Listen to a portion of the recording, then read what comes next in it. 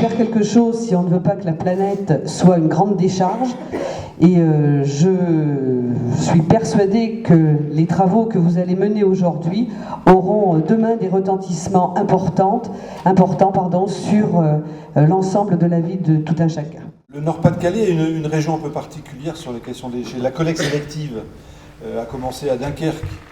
Les ressourceries donc, ont également commencé dans cette région, ou entre Nord-Pas-de-Calais et Picardie, je ne sais plus bien. Chaque région comme ça a sa spécialité sur ces différents domaines. Les déchetteries viennent de l'Aquitaine, à Bordeaux, et nul doute que la notion de taxe incitative sera certainement corrézienne, avec une opération tout à fait intéressante qui est en train de démarrer à Brive. J'essaie de bannir de mon vocabulaire le mot déchet. Déchets, ce n'est qu'un moment du cycle de l'utilisation des matières premières que l'on va tirer dans l'espace, enfin quand je dis l'espace, nos espaces, sur les territoires, et que nous rejetons ensuite sur les mêmes territoires. Les questions de lutte contre le changement climatique, de cours des énergies, vont faire que dans les années qui viennent, les grands équilibres sur l'utilisation de l'espace vont évoluer, certainement plus d'agriculture, moins de forêts, et une utilisation différente des sols agricoles dans les temps qui viennent. Historiquement, on a toujours commencé par le sujet de l'équipement de la technologie, et on se rend compte en fait que c'est le plus facile. Il est plus difficile de jouer sur les comportements que sur le développement de nouvelles formules de type technique. Pour nous, et dans la notion d'un déchet, c'est quoi un déchet? C'est un objet qui est abandonné. Donc à partir du moment où nous, on fait une collecte et qu'on accepte le don, on devient propriétaire de cet objet-là. Donc on en est responsable. Nous, il est hors de question qu'on devienne acquéreur d'un objet. La personne nous a fait confiance, nous a appelé, oui, on vous le prend, c'est pour l'apporter à la déchetterie directe. Donc nous, on essaie d'aller jusqu'au bout de tout ce qu'on accepte de prendre, soit par la réparation, le détournement, ce que l'on veut. Et après, effectivement, en fonction de la qualité des objets, ou elles se vendent pas, etc., ça part en boutique à un prix, le prix va diminuer. Si jamais ça se vend pas, à un moment donné, ça finit à 10 centimes dehors dans des caisses pour les petits objets, et ça peut finir à donner parce que les gens ont l'habitude, tous les mercredis, les personnes viennent fouiller dans ce qui est à donner. L'activité de ressourcerie, c'est gérer un flux, il y a ce qui rentre par la collecte, ce qui rentre doit être traité et doit ressortir par la vente ou le recyclage ou autre chose. Mais en tout cas, le piège absolu, c'est le stockage involontaire de choses où ça rentre mais ça sort pas assez vite, et du coup hop, on met ça dans un coin, ça s'entasse, et voilà. Et comme ça rentre en permanence, parce que des déchets il y en a au taquet, parce que les gens les jettent au taquet, comme ça rentre en permanence, le stock il augmente, voilà. Ça se passe pour toutes les ressourceries, il y a un dossier à transmettre au niveau du réseau national, et ensuite il y a une visite d'adhésion. Donc une visite d'adhésion. En amont être adhérent, dans tous les cas. Ouais, voilà, oui, il y a c'est même pas de signer le chèque, hein. Il y a un dossier à transmettre au niveau du réseau, et ensuite le réseau organise une visite d'adhésion avec un salarié du réseau plus un membre d'une ressourcerie agréée. D'accord? Donc il y a 2 personnes qui visitent la ressourcerie. On regarde, on vérifie si les cas de fonction sont respectés, les projets, etc. Et ensuite, il y a un petit rapport qui est émis, et c'est le conseil d'administration du réseau qui va décider si oui ou non on accepte l'adhésion. Et derrière, c'est pas que du protectionnisme ou quoi que ce soit, c'est de vérifier que, en tout cas, que les structures qui s'appellent ressourceries jouent vraiment le jeu et respectent véritablement ça, pour que, voilà. Comme derrière, il y a aussi une validité technique de la part de l'ADEME, etc. Il faut que les ressourceries, qui le sont vraiment, respectent ces 4 fonctions. Collecte, valorisation, vente et sensibilisation. Voilà. C'est des choses d'occasion et que du coup c'est remis à jour, et voilà, ça évite de les retrouver à la poubelle et que ça fasse des déchets. Ok, et qu'est-ce que vous avez récupéré de beau là aujourd'hui? En fait, je vais emmener des choses qui sont à moi, et du coup je les laisse. Là on est le des livres 29, et un petit truc de bureau. Hop. Ok. Et Voilà. peut-être Laure, ce qu'elle fait souvent, c'est que la veille ou Des quoi, petites boîtes. elle rappelle Ouais. les gens qui doivent venir. D'accord. Donc voilà, faut pas que ça- C'est la première fois que vous avez déjeuné Non, non, non, c'est au nom de Jeanne. Et ça doit être au nom de Dupuis. Ça, tu peux le prendre. Ouais. Vous marquez quoi sur le dossier en fait? Bon là j'ai marqué divers. Mais là on montre en fait tout ce que les gens, nous apportent. De toute façon on est censé avoir une trace aussi des dons qu'on nous fait. Je me rappelle quand on était porteur de projet, on va dire que les 2 bonnes premières années, on a fait une étude de faisabilité, etc. Mais dès qu'on rencontrait des partenaires potentiels ou institutionnels, etc., à chaque fois c'était déchets, insertion. Donc à chaque fois on nous demandait, mais vous avez tel projet, donc vous allez faire de l'insertion. Voilà, et et nous, c'était pas notre métier, l'insertion. Ouais. Jusqu'au jour où on a rencontré une personne de ESIA, qui est du groupe France Active, qui fait des prêts à taux zéro, etc. Et qui ont aussi un rôle ils soutiennent vraiment l'économie sociale et solidaire, etc. Et cette personne-là nous avait dit, en nous regardant dans les yeux, elle me disait, mais c'est quoi votre projet? Ben nous c'est ça, clac, clac, clac. Donc c'est pas l'insertion. Donc soyez transparents et allez au bout de ce que vous voulez faire vous, quoi. Voilà. Et à ce moment-là on a assumé, et après c'était, ben non, nous notre projet c'est ça. Et on essaie d'aller au bout de ce qu'on veut faire. Et aujourd'hui encore, dans notre dimensionnement, aujourd'hui on est 7 salariés, etc. Ressourcerie atypique, de centre-ville, milieu agro-problème de Marseille, quartier Noailles, etc. Petit à petit, nous on s'est créé notre identité, mais surtout notre dimensionnement d'aujourd'hui, c'est encore en cohérence avec les objectifs qu'on s'était fixés en 2004 quand on s'est créé, quoi. Mais même quand je dis dimensionnement, c'est combien de salariés, etc. Hein. C'est à un moment donné, tu as un projet, et après, c'est ce que. Moi, au début, ce qui m'intéressait, voilà, au début, je faisais de l'atelier, je faisais du bricolage, je faisais de la collecte, truc. Bon, maintenant, moi, je suis tout le temps devant l'ordinateur. Donc, à un moment donné, tu deviens plus à gérer du personnel, des ressources humaines, des partenariats, des trucs, etc. Plus que l'autre partie. Enfin, tu deviens chef d'entreprise, quoi. Hein? Donc, dans le projet de base, en termes de dimensionnement, c'est quand même important de se dire, moi, dans un idéal où tout va bien, tout se développe à fond la caisse, qu'est-ce que je veux faire? Est-ce que maximum, je veux gérer 10 salariés, ou est-ce que ça me fait pas peur d'en gérer 50? Parce que c'est ça aussi, il y a des ressourceries qui gèrent 50 salariés. Demain, tu as la ville de Clermont-Ferrand qui va venir te voir parce qu'ils vont sauter sur l'opportunité, parce qu'ils sont en train de mettre en place un programme de prévention déchets, etc. Et peut-être qu'ils y pensent. Ils vont venir te voir et dire, bah tiens, nous on te met un espace réemploi sur les 8 déchetteries de Clermont-Ferrand.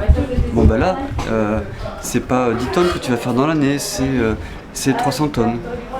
Donc c'est 10 fois plus de salariés. Voilà. Et du coup, c'est pas le même métier. Je suis tout à fait d'accord sur l'aspect réduction des déchets.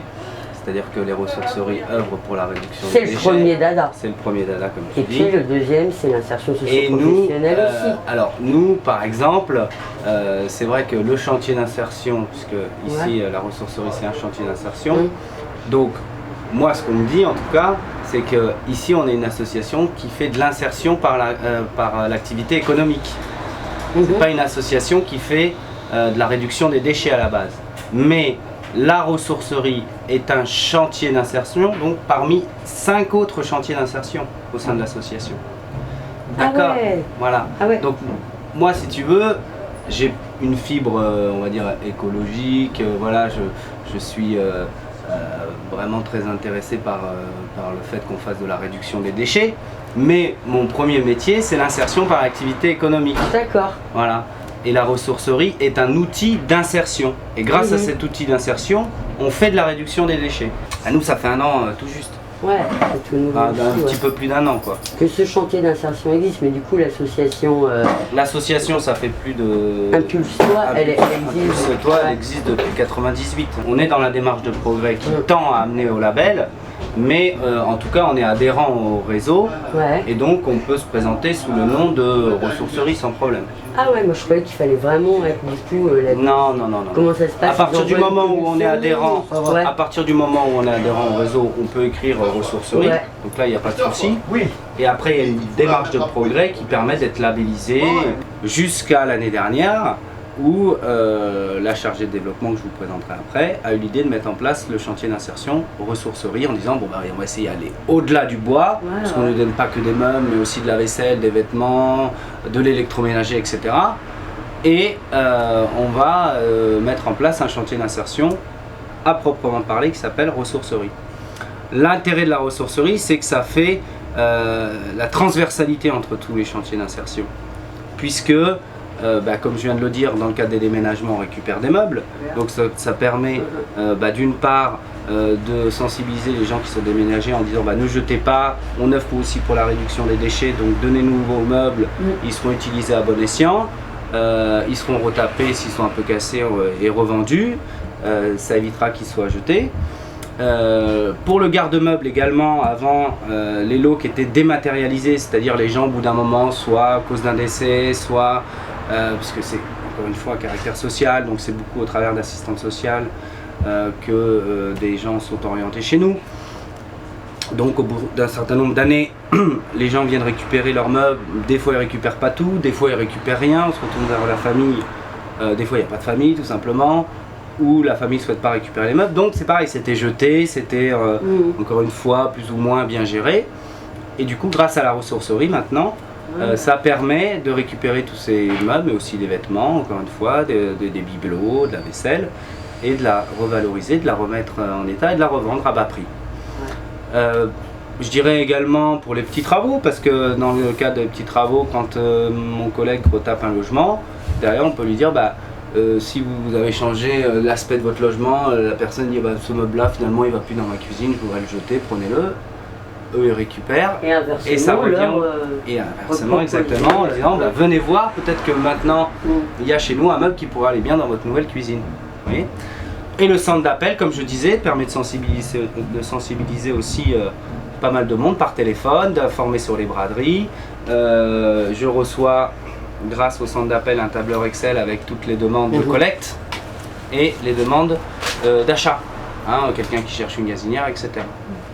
Alors je dirais que c'est en ça aussi qu'on se situe vraiment au cœur du développement durable, qui est une notion qu'on utilise souvent sans savoir vraiment à quoi ça correspond, et je trouve que là grâce à la ressourcerie on met en pratique vraiment le développement durable, surtout ici dans les quartiers nord de Marseille, c'est-à-dire qu'on a l'aspect environnemental évidemment avec la réduction des déchets, l'aspect social puisqu'on fait de l'insertion par l'activité économique et que dans l'ensemble on s'adresse à un public qui a des difficultés économiques, sociales, de repères parfois, et économiques également, puisque on a un magasin, on a une boutique solidaire qui permet de dégager quand même un chiffre d'affaires pour la ressourcerie.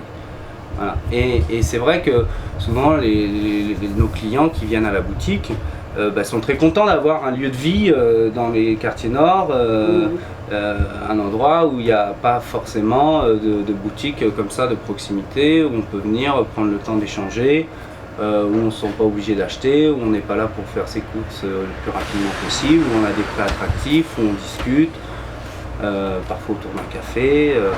Donc c'est un lieu convivial, quoi. L'association Impulse-toi, c'est 60 personnes en insertion, 10 permanents. Donc c'est des CDD. Les 60. Les 60, c'est des contrats, des CUI, contrats uniques d'insertion. Ressourcerie, il y a 6 personnes pour l'instant, mais ça va certainement évoluer. De ces 60. Sur les 60, voilà, donc c'est 10% seulement. Déménagement et garde-meubles confondus, ça doit faire 18 personnes. Les petits travaux, ils sont 18 ou 12.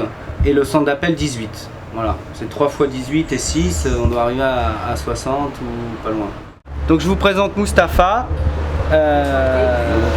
qui s'occupe du garde-meuble, qui est un peu le chef d'équipe sur le garde-meuble et qui est en lien avec l'encadrant technique qui s'appelle Ourida, étant pris sur le terrain sur le garde-meuble. Si ça vous intéresse, d'ailleurs on pourra faire un tour au garde-meuble, c'est assez impressionnant. Voilà. Donc je vais vous présenter un peu maintenant l'espace qui est dédié à la ressourcerie. Combien de mètres carrés votre... Donc le hangar il fait 1000 mètres carrés. Et avant, tout ce que vous voyez là, c'était du garde-meuble. Et la ressourcerie est venue à pousser un peu les murs du garde-meuble. on a pris la place du garde-meuble pour s'implanter. Donc c'est un peu le bric-à-brac. Voilà, donc il y a l'aspect petit prix évidemment, il y a l'aspect fourre-tout, il y a l'aspect on trouve de tout et il y a surtout l'aspect sensibilisation à la réduction des déchets par les panneaux que vous voyez sur le mur du réseau. Voilà. Il faudrait mettre l'objet et pour savoir si par exemple cette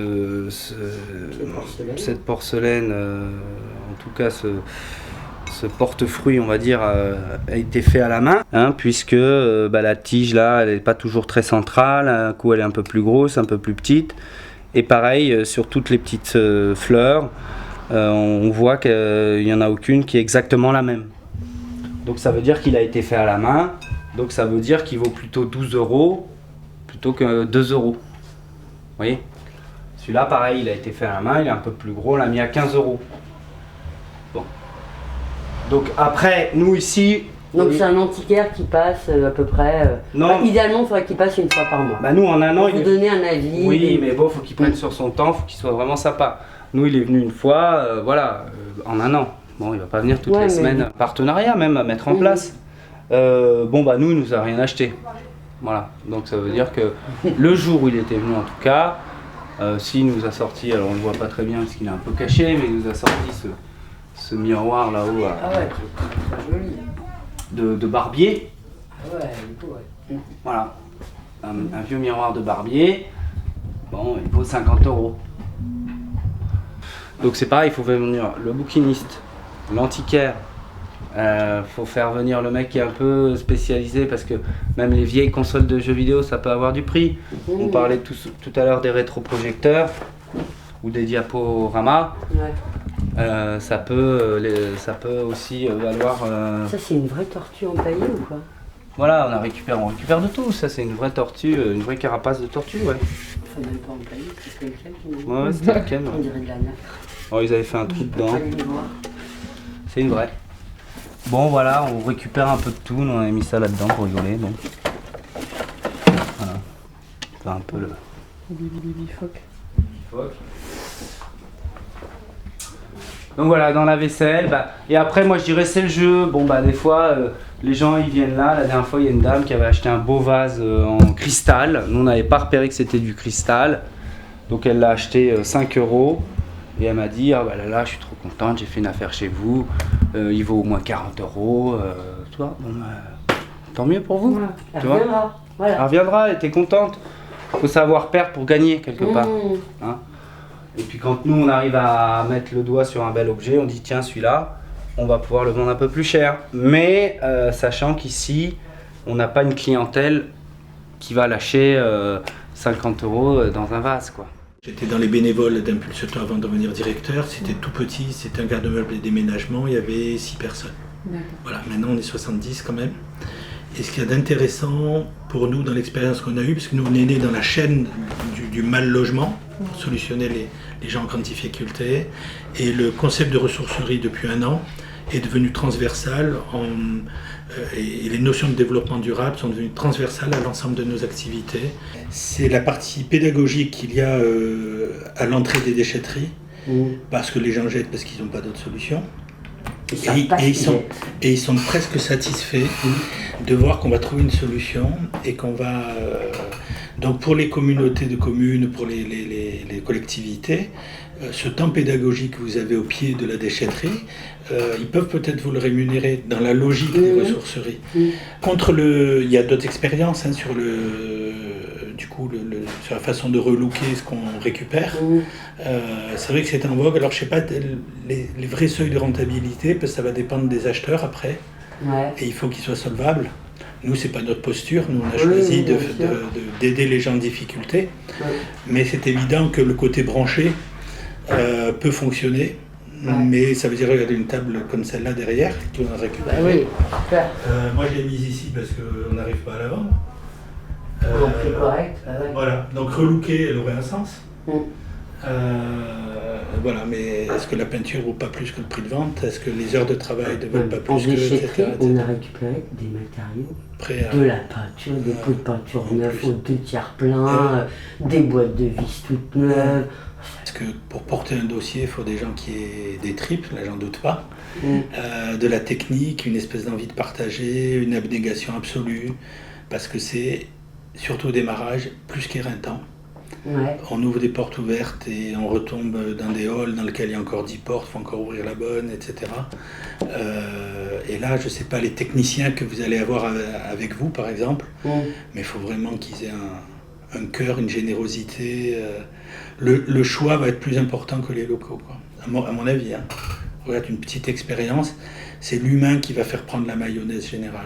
Recruter simplement sur un CV, si au moment du recrutement, il n'y a pas de la passion, du don de soi, de la tolérance, du respect, du bonheur du bonheur à caresser un meuble, un menuisier qui n'aime pas le bois, ça existe et c'est pas bon, quoi. Il faut qu'il y ait une dimension de partage, mais c'est un avis comme ça. Hein. Vous avez dû rencontrer, ne serait-ce que par exemple la passion de Thibaut, c'est une force à renverser des montagnes. Oui, humainement, du Voilà. coup. Ben oui, mais voilà, il transpire, cet humain qui transpire, c'est la réussite du projet. Voilà. Et là, on n'a pas toujours les bons critères quand on recrute ou voilà, les bonnes volontés ne suffisent pas. Le problème des financements restera toujours le problème essentiel. Les politiques publiques sont velléitaires, ils sont tous pour qu'il y ait des ressourceries et personne ne veut payer.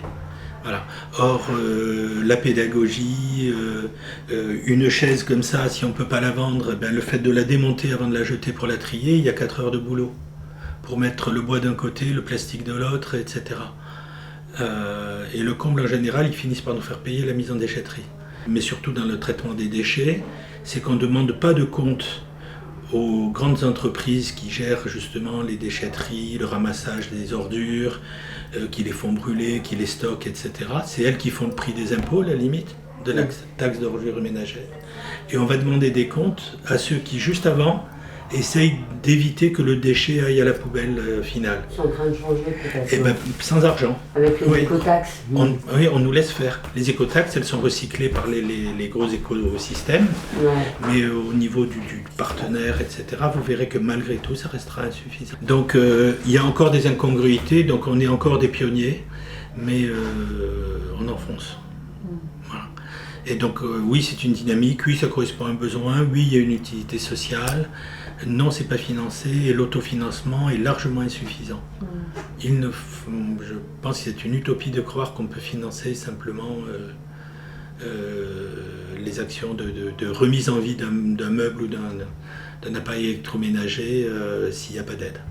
La ressourcerie, ça a permis de sensibiliser en fait tout le monde, à la fois les salariés, mais aussi les financeurs classiques de l'insertion à la problématique de la gestion des déchets.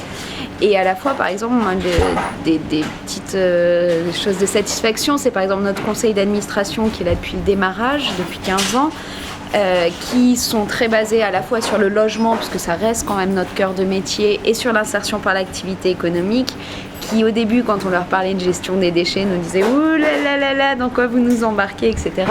Et qui maintenant sont contents, sont convaincus et même prennent la ressourcerie comme vitrine quand ils vont à l'extérieur rencontrer les partenaires, etc.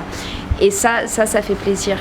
Après, ce qui fait plaisir aussi sur la ressourcerie au bout d'un an, il y a plein de choses, hein, mais moi dans les choses notables, c'est que c'est devenu un lieu de repérer dans le quartier. Et du coup le matin, on a les mamas qui passent, qui viennent acheter la petite cuillère à 20 centimes. Mais voilà, on sait que c'est pas pour ça qu'ils viennent, c'est parce qu'on est aussi un lieu de passage, de convivialité, une oreille, etc. Et ça c'est important. Voilà. Et puis voilà, en sensibilisant au quotidien les salariés aussi. Même une demi-heure sur faut pas jeter ci, ça on peut le récupérer, etc. Ben, voilà, ça a de l'impact et c'est ça qu'on veut. Donc c'est bien et au bout d'un an, ouais, ça y est, on est là. 12 aux élus qui étaient peu réceptifs à l'époque à la question environnementale. Les années passant, la décision politique a été de construire un incinérateur sur les Chambarans, sur le haut des Chambarans, dans la forêt. Et donc il y a eu plusieurs associations environnementales qui se sont opposées à ce projet-là. Projet qui a été du coup débouté. Bon, ça a pris, on va dire, 6 à 9 mois hein, finalement. Et donc les élus ont repositionné, ont pris une autre position. Ils ont intégré les associations environnementales à leur réflexion et ils ont proposé de créer donc, dans le cadre de la nouvelle déchetterie, la recyclerie sur laquelle on est aujourd'hui. Donc c'était aussi une manière de, on va dire, de trouver d'autres solutions et de répondre à un besoin de la population qui soit plus proche de, voilà, on va dire des administrés quoi, de ce territoire. En fait, en un an, donc depuis juin, où on a démarré jusqu'à fin juillet, on a vendu pour 26 tonnes 7 d'objets. On a démantelé pour 40 tonnes 5 de canapés et de sommiers. Sans compter qu'il y a beaucoup d'objets qui encore, puisqu'on était en expérimentation, n'ont pas été pesés. Il y a le linge, enfin il y a beaucoup de choses, des chaussures, des choses comme ça.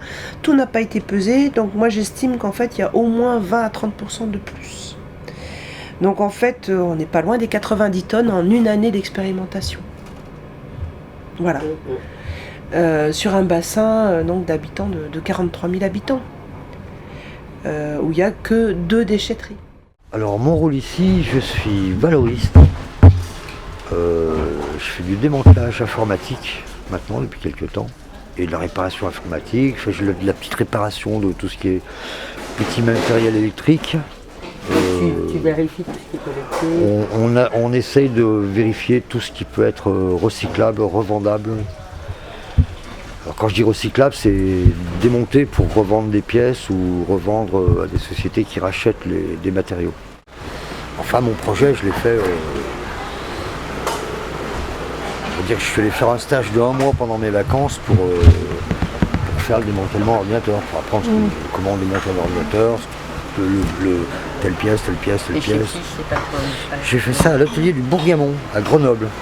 Ça c'est ce qu'on appelle une carte lourde. Une carte comment ? Lourde. On s'en fout de la génération, du coup c'est vraiment pas pour réutiliser comme carte mère. Ça c'est fait pour envoyer dans des entreprises qui verraient le plomb, tout ce qui fait des matériaux qui commencent à valoir très cher. Non, moi ça je vais carrément le démonter. Ouais. Je les garde moi c'est la télécommande, c'est pas la télécommande, je les dévote. La plupart des gens m'en demandent avec la télécommande. Je récupère ça. Et tu vas en faire quoi ? Ça. Tu vas en faire quoi de temps ? J'y mets dans des bacs. Ok. Je les pèse et ça part à tel prix. Chaque composant a ses prix. Ça c'est un prix, ça c'est un prix. Il y a une trentaine de petits trucs comme ça qui sont revendables, que ce soit sur les ordinateurs, soit même sur les télés. Mais bon, les télés c'est déjà autre chose. Ok. Le genre de choses que on n'est pas équipé pour encore. Ça va bien. Et là j'en ai déjà 3 tonnes comme ça. 3 tonnes ? Oui. Minimum.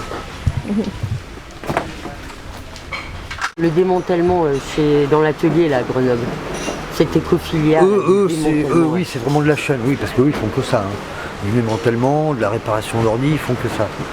Mais sinon, ici, non. Ici on fait tout en fait. Il faut savoir tout faire. Laver un meuble, nettoyer une mobilette, remettre un vis, voilà. C'est des choses, c'est tout bête, mais bon. Il faut être un peu bricoleur, il faut avoir un minimum d'envie quoi. Il y a la clientèle. Bon.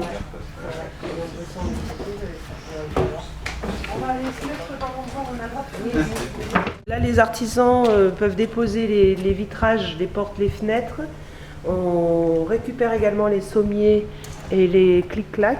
Donc c'est ici qu'on démantèle les vitrages, c'est-à-dire que les châssis sont posés à plat, cassés, sur la benne qui se trouve ici, la petite benne verte. Et ensuite c'est gerbé avec le fenouil dans la plus grosse benne verte. En 2 mois, on arrive à stocker à peu près 20 tonnes. Donc c'est vrai qu'il faut de l'espace, il faut du monde pour traiter tout ça. Et là actuellement on est au maximum, donc on est obligé d'arrêter de récupérer les vitrages et les artisans les remettent quand même à la benne aujourd'hui, tant qu'on n'a pas pu on va dire écouler le stock. Alors ça, c'est les portants qu'on a fabriqués à l'atelier maquette. D'accord. Les portants pour eux. Parce que c'est difficile de trouver des portants qui soient assez costauds. Et en même temps, on les a fait roulants de façon à ce qu'on puisse se du magasin. Voilà. Comme tous ceux qui viennent là, on dit que c'est déjà bien parce que quand on sait ce que ça coûte à la collectivité d'enfourner 1 tonne de déchets, et là c'est gratuit.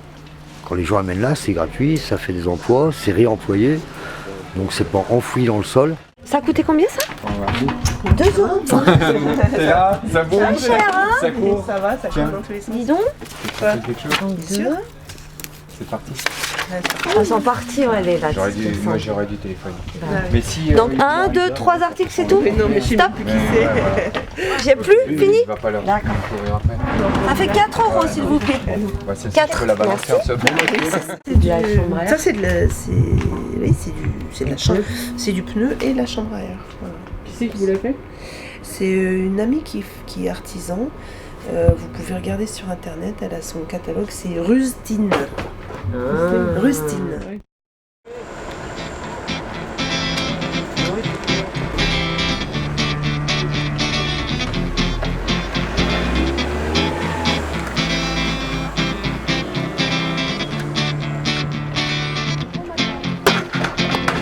Un jour on m'a jeté et on m'a oublié tout seul dans ces déchets.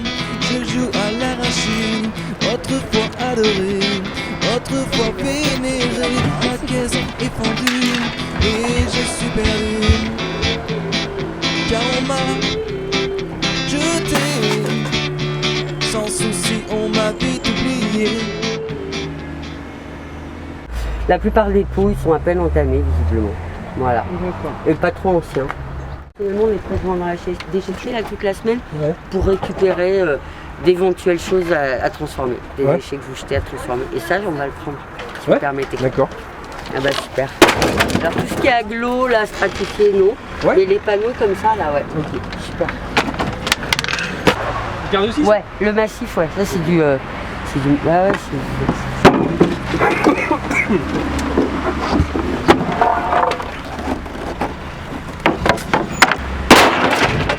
C'est pas moi qui m'en suis occupée. Ça c'est de l'IFI, mais vous y prenez pas ça? Oui. D'IFI, IFI vidéo. C'est pour Envie, c'est pour D'accord. la filière d'Emmaüs, donc électroménager.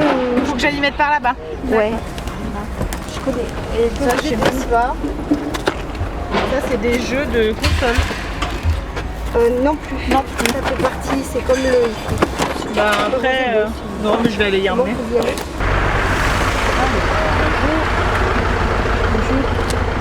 Bonjour monsieur, je suis à vous. Hein. Oui, en attente, vous avez. Et c'est ce qu'elle mène du plastique. Alors, essentiel. Alors, le plastique, ben numéro 3. Et le reste Un DVD. Tout ce qui est électrique dans mes caissons, s'il vous plaît. Merci. Merci, bon après-midi monsieur. Merci, au revoir. Oui, on réceptionne les usagers. On les dirige pour faire le tri, on les dirige suivant ce qu'ils emmènent, on les dirige sur les bennes, quoi. Okay. Voilà, pour faire le tri. Tu en reçois combien là, par jour? Ouh là là, en ce moment, on en reçoit entre 300, 400, tout dépend. Tout dépend. Le week-end, comme il a été très chaud, on en a fait 130, 150 personnes.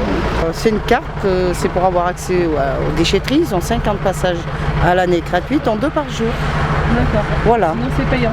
Au-delà des 50 passages, c'est 10 € le passage. Moi, j'ai du déchet vert chez moi. On ne fait jamais 50 passages. Hein. Et la carte, tu la récupères où du coup? Eh ben, ils font la demande sur place avec un justificatif de domicile, une facture d'EDF ou Télécom. Bon, avec un justificatif domicile, on l'a fait ici, c'est gratuit. Voilà. C'est pas mal, ouais.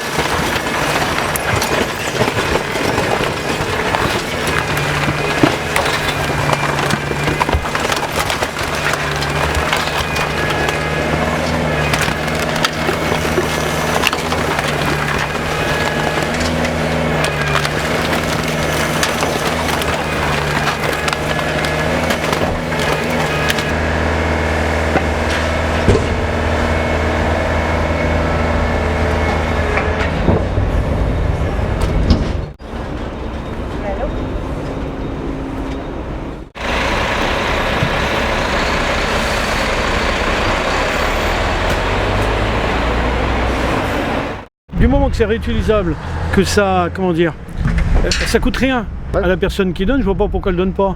Parce qu'on n'est pas loin, à mon avis, de l'insulte à l'intelligence ou de l'insulte à l'être humain, moi. Quelle comparaison vous me faisiez par rapport moi, j'ai travaillé en Afrique et j'ai vu les quelque chose que moi je pouvais jeter. Et immédiatement après, je voyais des gamins qui allaient à l'endroit où, soi-disant, il y avait une déchetterie, parce que c'était pas de déchetterie, c'était dans un champ.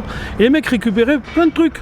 Bah, aujourd'hui, c'est ce qui arrive aussi. Non, mais aujourd'hui, c'est dans tous les pays. C'est bien plus grave. Et c'est bien plus grave parce qu'on jette. Poubelles, vous jetez un litho qui est à la bricaillerie ou je sais pas où, dans un magasin, il va vous coûter 5, 6, 7 euros. Et vous regardez dans la benne, il y a des milliers d'euros alors. Non, mais c'est sûr. Hein. Car on m'a jeté. Sans souci, on m'a vite oublié. Mes cordes étaient tendues. Je me retrouve à la rue, mais un bois si précieux se déprécie peu à peu. Le temps se passe et je trépasse le vide de mon cœur. Compte mes heures. Car on m'a Elle est belle, hein. Ces deux trucs sont toutes bonnes en plus. Combien 37,5. 37,5, tu vois, c'est 37,5. Et attends, je vois pas le... Il n'y a pas de... Puis l'autre volet, donc ça c'est un des aspects, l'aspect, ce qu'ils appellent le concept des 3 R, récupérer, restaurer, revendre. Nous, ce serait plutôt à ce niveau-là. Et puis la fabrication d'objets, de meubles, de vêtements ou d'œuvres d'art, le plus possible à partir de matériaux de récupération, d'autres objets, des DIB, des déchets industriels banaux par exemple, des pièces de machines, des bouts de tissu, transformés, quoi, inventés. Ah oui, nous, en tant que techniciens, on fait le boulot de A à Z, c'est-à-dire depuis la collecte jusqu'à la revente. Et donc à domicile, on vous appelle À domicile, les gens ils appellent ou ils passent le mercredi pour nous dire qu'ils ont des choses à donner. Il y a un jour spécifique. Pour les collectes, on fait une collecte tous les 15 jours, le jeudi généralement, ce qui nous permet quand même d'avoir le vendredi, le mardi ou le vendredi, le lundi et le mardi pour pouvoir bosser sur les objets. Quoi. On est sur une activité qui n'est pas rentable. Voilà, on est dans un monde... mais aujourd'hui et demain. Et après-demain. Mais si. On est sur... à mon sens, hein, on est sur une activité. Pourquoi on n'est pas rentable? Parce qu'on a du travail manuel. Mais le coût des métaux, le coût du bois va tellement grimper qu'on réfléchira de plus en plus à 2 fois avant d'aller chez Ikea Oui, mais là tu parles par rapport aux gens qui achètent. Donc les gens, bien sûr, là tu vois le monde qu'il y a ce matin, ça n'a pas des amplis, on n'a jamais eu tant de monde à la boutique. On est une petite boutique, hein. Il y a 200-300 personnes qui passent par journée d'ouverture. Donc bien sûr, les gens viennent, ils achètent, etc. Mais avant que ça se retrouve en boutique, il y a un gros travail en amont. Il y a un travail de malade. Il y a les collectes, il y a le tri, il y a toutes les réparations, etc. En dehors des gens c'est là où je dis que c'est pas rentable. L'activité n'est pas rentable. Voilà. Quand on vend ce bureau 60 €, alors lui c'est la bonne opération parce qu'il n'y a peut-être pas eu trop de boulot de fait dessus, etc. Et puis il a une jolie gueule le truc. Mais tous les objets qui sont là, il y a eu du boulot sur tous les objets, quoi. Voilà. Alors ça peut être à la base, ça peut être simplement une vérification de l'état, etc. Mais il a fallu le chercher, descendre les 4 étages, le ramener, le nettoyer, le remettre en boutique. Et voilà, donc tout ce qu'on vend, c'est à perte par rapport au temps passé. Voilà. Et comme on remet du travail manuel sur une activité, les déchets, où il y a de moins en moins d'activités manuelles, forcément ça a un coût. Voilà. Et on peut pas quand même pas vendre plus cher que le neuf. Tu vois, les gens vont pas à Ikea. Ils viennent ici, mais c'est quand même pour trouver des choses moins chères qu'à Ikea. Démarche peut-être plus artistique où tu fais plus des choses dans la qualité, ou est-ce que tu vas plutôt au contraire faire de la masse, collecte, très peu de valorisation, etc. Tu vois, et petit à petit comme ça, ton projet il se dessine véritablement, où petit à petit ton identité de la ressourcerie elle se crée, quoi, tu vois. Mais en gros voilà, nous tout notre espace est ici, donc on a un local de 150 mètres carrés, très petit. Et vous gérez 50 tonnes par an. Enfin, 50 tonnes en termes de collecte, un peu moins que 50, plutôt dans les 35-40. En termes de réemploi, en vente réemploi, on doit être à une vingtaine de tonnes. Moi, il y a un truc qui me pose problème aujourd'hui, c'est que les collectivités, les régions, etc. ont une volonté de développer les ressourceries, financent des ressourceries, mais il y a de plus en plus de ressourceries. Le problème, c'est que même les ressourceries existantes ont du mal à se consolider, parce qu'économiquement, c'est quand même des projets super durs à faire vivre. Alors oui, des subventions au lancement d'un projet, au démarrage, on chope des subventions de démarrage. Ouais. Ça, il n'y a pas de problème. Ouais. Les 4 premières années, tu vas avoir de l'argent. Après, par contre, il n'y a plus rien. Mais voilà, il faut que les collectivités locales prennent conscience de ça. Et oui, ils veulent mettre en place une ressourcerie sur leur territoire, mais participent financièrement à. Voilà. Alors participer financièrement soit sous forme de subvention, soit en prêtant un local, soit en permettant à la ressourcerie d'avoir accès au gisement, mais en étant payé pour, par rapport au travail de collecte, etc. Alors ça peut être en faisant un marché public, etc. Il y a de plus en plus de ressourceries qui le font. Mais voilà, pour moi il doit y avoir un lien évident avec la collectivité. Et toutes les ressourceries, on est des gouttes d'eau. Après il y a tout l'effet indirect qui est très difficile à valoriser et à quantifier, toute la partie prévention déchets, communication, etc., où les gens, tu les vois modifier leur comportement. Tu vois les gens là, qui passent au hasard acheter une babiole, et tu les vois après apporter des objets. C'est eux qui font vivre la ressourcerie, c'est le territoire, c'est les habitants, c'est tout le monde, quoi. Tu vois, c'est indispensable. Là, on est depuis 2004, et c'est là où c'est difficile. Donc c'est pas... Peut-être qu'on travaille mal, peut-être qu'on s'y prend mal et tout, tu vois, il n'y a pas de... Mais c'est une réelle difficulté, quelles que soient les ressourceries. Les structures chantiers d'insertion, c'est différent. Parce que leur métier, c'est l'insertion, et nous, on ne l'est pas. Et on leur demande de toute façon de ne pas dépasser de 35 ou 40% d'autofinancement. C'est ça, les chantiers d'insertion. Impulse-toi, par exemple, ils n'ont pas le droit de dépasser de 35% leur autofinancement. Voilà, donc c'est plus la même démarche, c'est plus le même métier. Tu vois ? Après, il ne faut surtout pas le faire pour des raisons économiques. Il ne faut pas se dire, tiens, je vais monter mon projet en chantier d'insertion parce qu'économiquement, ce sera plus simple. Oui, on peut se le dire comme ça. Tu n'auras pas de problème pour avoir des contrats aidés, des postes. C'est des structures qui ont plus de postes, donc des structures qui peuvent choper des marchés avec la collectivité, etc., qui ont plus de moyens. Et en plus, on leur demande de ne pas dépasser son autofinancement. Après, tu choisis pas ton public, tu as un public en grande difficulté, tu leur réapprends à travailler en fait. Donc en termes de production, etc., c'est aussi très différent. C'est un métier. C'est un métier de gérer ce public-là. Je suis arrivé en Creuse, ça fait 4 ans. En fait, je suis arrivé avec des copains, on était plusieurs, on avait fait la même école d'ingénieur et puis on se retrouvait pas forcément dans nos boulots respectifs ou à vivre en grande ville et tout. Et on avait envie de se lancer dans une aventure, enfin de vivre ensemble et d'aller à la campagne. On a un peu cherché où est-ce qu'on pouvait aller. Et on avait entendu parler du plateau de Mille Vaches en fait, avec surtout Ambiance Bois, qui est une scierie autogérée, donc qui existe depuis 20-30 ans. Et du coup on était venu une semaine pour aller rencontrer des gens, des projets. Il y avait le Monde à l'envers aussi, qui est une ressourcerie à Émoutier qui tourne depuis une dizaine d'années. Et puis ça nous a bien plu et puis on s'est installé. Et voilà, du coup moi j'ai bossé un petit peu au Monde à l'envers au début, histoire de mettre les mains dedans, parce que l'idée de ressourcerie ça me plaisait sur le papier, mais fallait voir si faire des collectes d'encombrants ça continuait à me motiver. Et puis ça m'a bien plu, et du coup j'aurais bien aimé bosser chez eux, mais à l'époque c'était compliqué au niveau de l'équipe, etc. Et du coup, comme ils avaient toujours eu l'idée de faire une ressourcerie sur un territoire voisin, je me suis dit que c'était l'occasion. Et donc je suis parti là-dessus. Et finalement, il se trouve qu'il y en a un qui est parti, donc j'ai travaillé pendant 6 mois au Monde à l'envers, le temps qu'il fasse le remplacement. Et c'est le Monde à l'envers qui a porté le projet de court-circuit. C'est-à-dire que Marie et moi, on a fait l'étude de faisabilité en étant salariés du Monde à l'envers, financé en grande partie par la région. Aujourd'hui, on est plutôt dans une histoire d'autogestion. Enfin, c'est vraiment un truc qui nous a motivés pour monter le projet largement en tant que la ressourcerie. C'est-à-dire qu'on est sur un pied d'égalité, c'est même salaire pour tout le monde, enfin pour les salariés, pour ceux qui sont payés aujourd'hui en tout cas, mais il y a l'idée qu'il y a la même base pour tout le monde et que tout le monde fasse de tout en fait. Une idée de polyvalence. Et en fait, il n'y a pas de directeur, c'est simplement que le rôle de direction est réparti sur tout le monde. Du coup, c'est un peu d'administratif et un peu de travail. Voilà, c'est-à-dire que tout le monde fait de l'administratif, du travail de terrain, de la collecte, de la vente, de la valorisation. On s'occupe tous d'une catégorie d'objets. Donc, par exemple, moi, c'est plus les livres, un peu les meubles. Il y a des choses qu'on ne peut pas prendre parce que la déchetterie n'en fait rien, donc on en discute. Les pneus, l'amiante, les déchets nucléaires. Mais ça, on n'a pas encore eu. Attends, je l'arrête parce que ça va. Ouais. J'ai peur que ça déborde. Attends. contre, c'est pas pratique. Vous contrôlez quoi avec l'appareil que vous aviez là? La consommation d'électricité. Je le mets là. C'est-à-dire que sur les appareils, tu as une consommation qui est mentionnée quelque part quand on met des lunettes. Et on regarde que la consommation soit conforme à ce qui est annoncé. Parce que si ça ne l'est pas, c'est soit que c'est un appareil de cochonnerie, auquel cas on ne le garde pas, soit qu'il est en train de rendre l'âme, auquel cas on ne le vend pas non plus.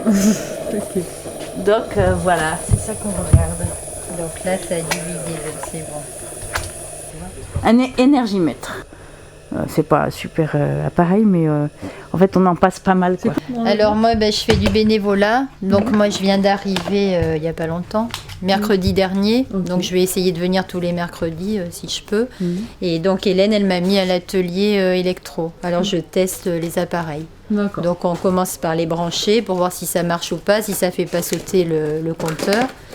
Et après si on voit que ça a l'air de marcher, avec le wattmètre, on les teste pour voir si c'est bien le bon wattage, je sais pas comment on appelle ça.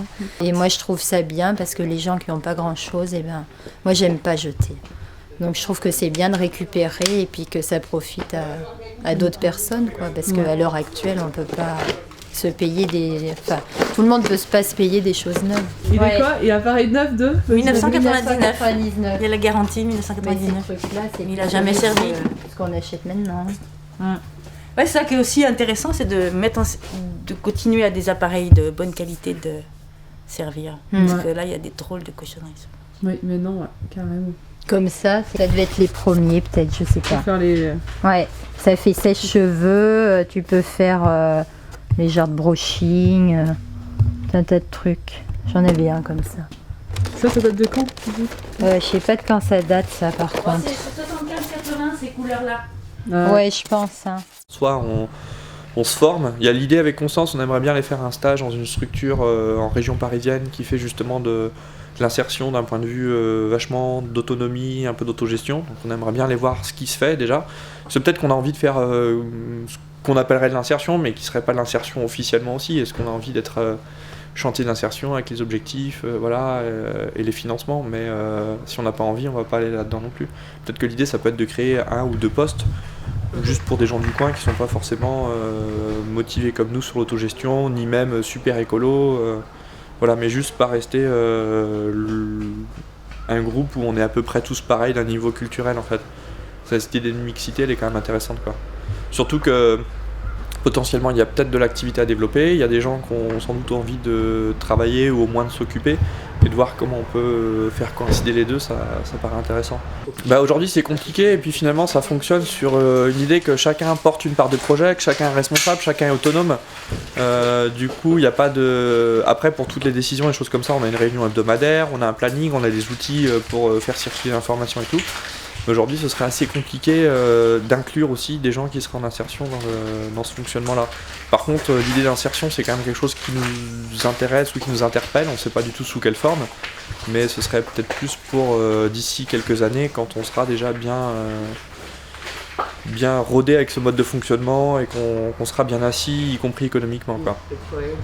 C'est intéressant parce que le monde à l'envers, comme il fonctionnait, que ça tournait bien, y compris du point de vue économique, c'était assez engageant pour les partenaires, pour les collectivités, de se dire voilà, c'est appuyé par un projet qui tourne déjà, par des gens qui sont professionnels, etc. Et du coup, les partenaires n'ont pas été très loin à convaincre. Je pense que le monde à l'envers, c'était beaucoup plus compliqué quand eux ils sont arrivés, d'autant que des ressourceries en milieu rural, ça s'était pas encore fait. Eux ils venaient plutôt de Beauvais, des ateliers de la Bergerette. Donc c'est quand même une agglomération, je sais pas, 60 000 personnes. Là ils arrivaient sur un territoire 10 fois plus petit et c'était pas évident que ce soit viable, donc ils ont mis pas plus de temps en fait à monter le projet et à se rendre compte que ça pouvait être viable aussi. Voilà, donc ici on est dans le garde-meuble. Donc vous voyez que sur les 1200 mètres carrés pour être précis de l'entrepôt, le garde-meuble occupe 80% à peu près. Hein. Voilà, donc le garde-meuble à caractère social, du coup les tarifs sont très bas, défi toute concurrence, c'est 4 ou 5 euros le mètre cube par mois. Voilà. Pour donner une idée, entre 4 et 5 euros. Et donc c'est des lots. Alors vous avez le nom de la personne qui a mis ces meubles en garde-meuble et la date d'entrée. Et il y en a, vous voyez, c'est plus vieux, alors je sais pas lesquels. Il y a eu pas mal de sorties là, les derniers temps parce qu'on a repris un peu tout ça. Il y a du 2011, voilà. Vous voyez là, 10-10-2008. Celui-là, il est assez, ça fait 4 ans déjà. Et de toute façon, sur Marseille, c'est combien? Oh bah, sur Marseille, faudra demander à ma collègue qui s'en occupe. Mais je sais pas, on peut. Le moins cher qu'on puisse trouver, je pense c'est peut-être 40 €, je sais pas. Et tu dis sur Paris, ça coûte combien le mètre cube? Eh ben le mètre cube, il me semble que c'est au moins 80 €. Hein. Je veux pas dire de bêtises, mais c'est à vérifier. Mais bon, ça sans commune mesure. C'est 80 € le mètre cube par mois. Librairie, voyons. Librairie. Je dis bibliothèque parce qu'il y a des gens qui prennent les bouquins et puis ils nous disent je vous le ramène. Ou ils les achètent, vu que c'est 50 centimes. Même on a fait 1 € les 5 pour débarrasser. Hein. Les jeans sont à 2 €, les pantalons sont à 1 €. En fait, on sait bien que... Tout entre 50 centimes et 5 €. Et j'ai un DESS en développement local. J'ai fait plusieurs, c'est un peu millefeuille en fait. J'ai un DUT en logistique et transport. Une maîtrise en management public. D'accord. Et un DESS en développement local. Donc ce qui est bien ici, c'est que ça met en valeur toutes les compétences que j'ai acquises au cours de mes années universitaires. En tout cas, que je suis là pour leur apprendre à poncer, pour leur apprendre à réparer la machine à laver, techniquement. On essaye d'embaucher des gens qui ont un minimum de compétences de bricolage. Ils se forment sur le tas. Après, moi, j'ai appris au fur et à mesure des années 2-3 techniques, bien sûr. Le fusible, enfin, je sais un peu de quoi il en retourne. Mais je suis pas un spécialiste, j'ai pas de formation sur le bois, je suis pas ébéniste, je suis pas réparateur électroménager. Vous n'utilisez pas des grosses machines? Non, on va aller voir, mais c'est très rudimentaire. Donc moi, je suis là pour vraiment leur donner un cadre, justement, leur faire respecter des horaires, leur faire respecter des consignes, la sécurité évidemment. Les aider aussi en lien avec la CIP, la conseillère en insertion professionnelle, à trouver des formations, à passer le permis quand ils ont besoin, peut-être à trouver un logement, à trouver des cours de langue. Après évidemment, il y a aussi du bon sens, bon bah ça, en discutant avec eux, en les responsabilisant aussi. Je suis pas là pour être derrière leur dos pour voir si ah non mais le fusil fallait le mettre là et le fil rouge fallait le faire comme ça, etc.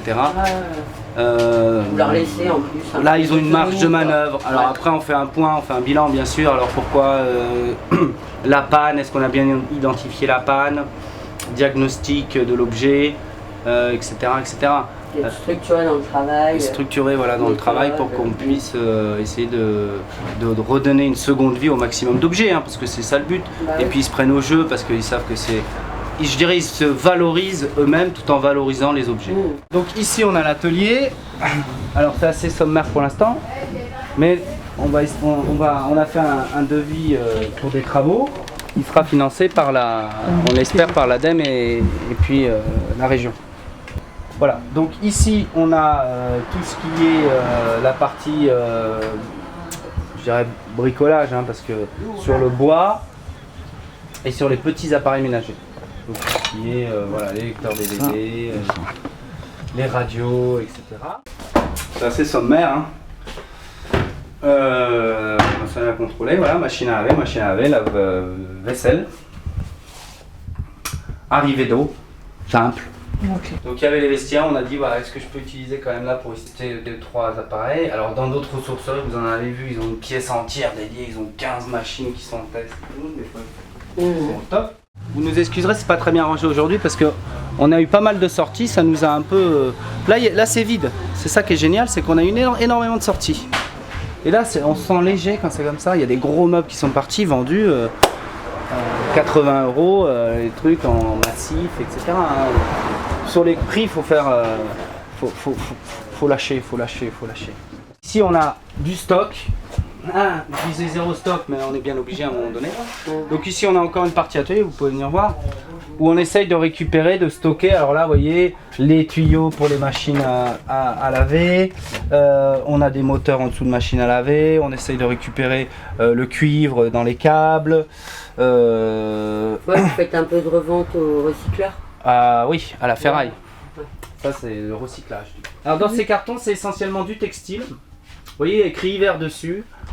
des pulls, des pantalons, exactement, c'est ce que j'allais dire. C'est-à-dire qu'on a notre collection hiver 2012-2013 qui dort, qui sortira en octobre, et on rentrera la collection été qui est pour l'instant dans la boutique.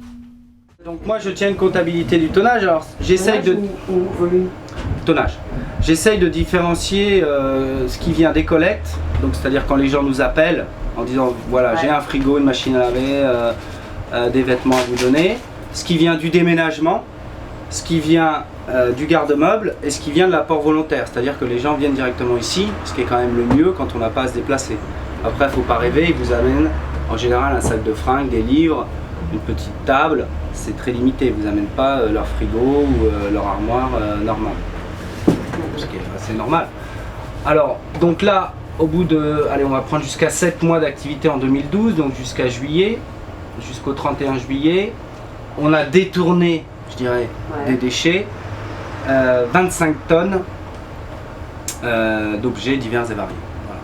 Donc ça va du petit bibelot jusqu'au frigo congélateur, en passant par la table, le textile, etc., etc. Moi ça me satisfait beaucoup, l'apport volontaire prend de plus en plus de place. C'est-à-dire qu'on s'aperçoit qu'on est de mieux en mieux repéré dans le quartier, identifié comme centre d'apport volontaire des déchets.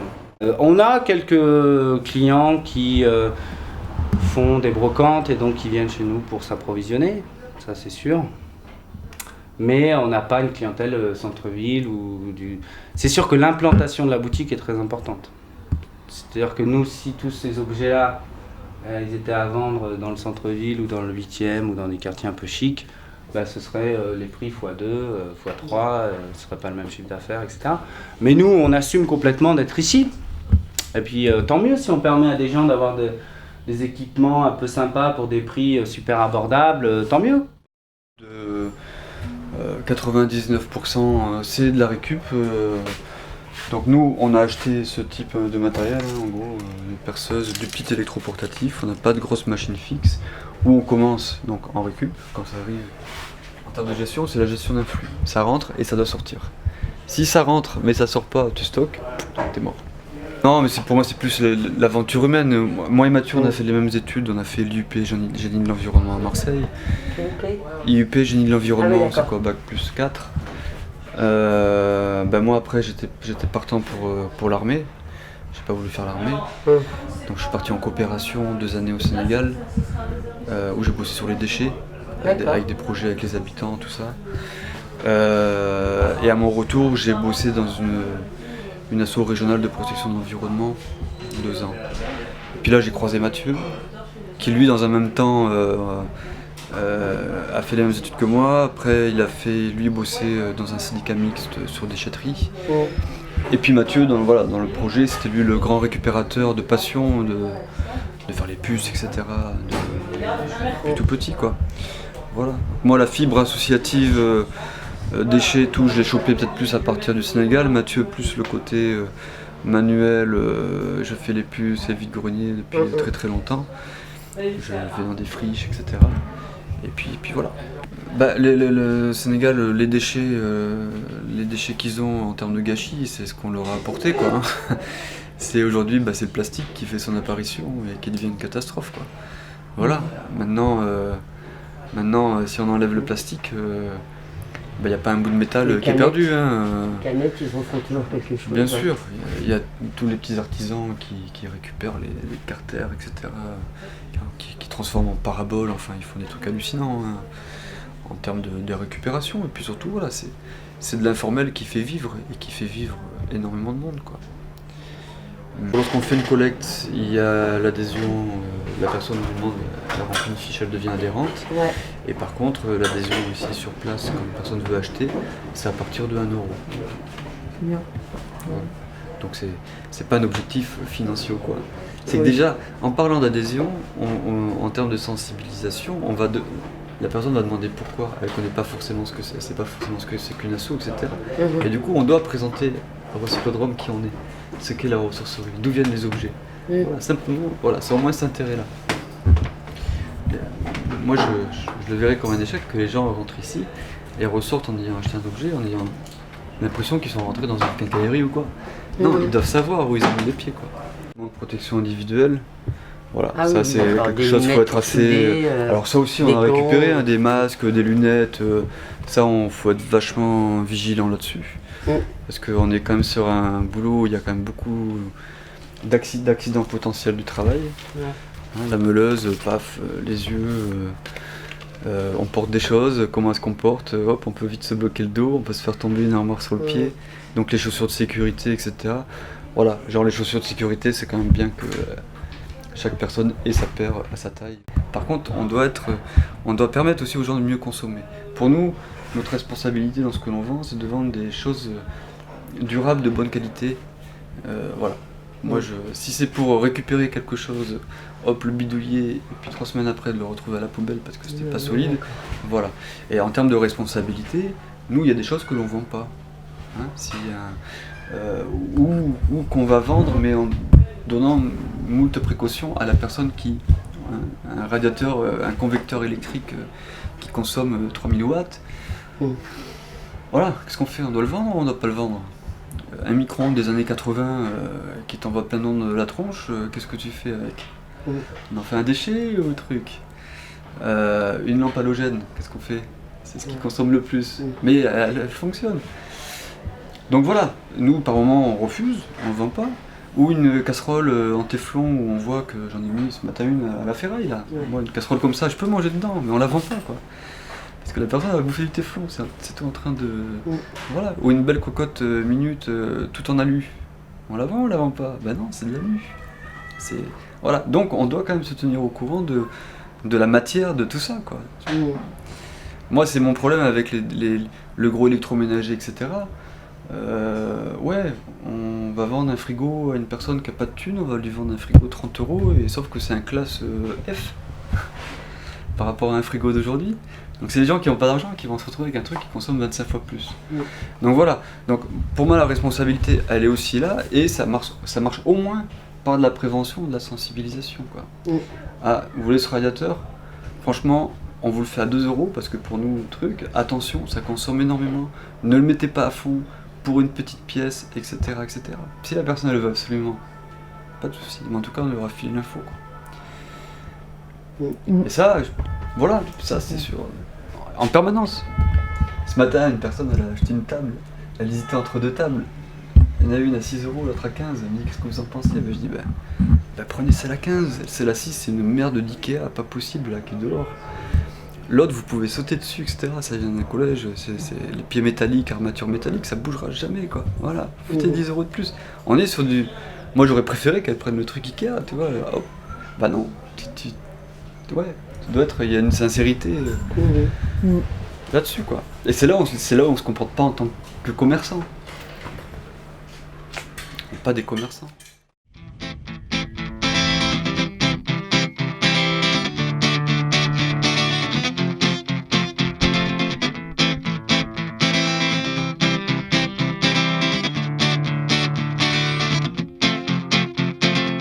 Un jour on m'a jeté et on m'a oublié tout seul dans ces déchets.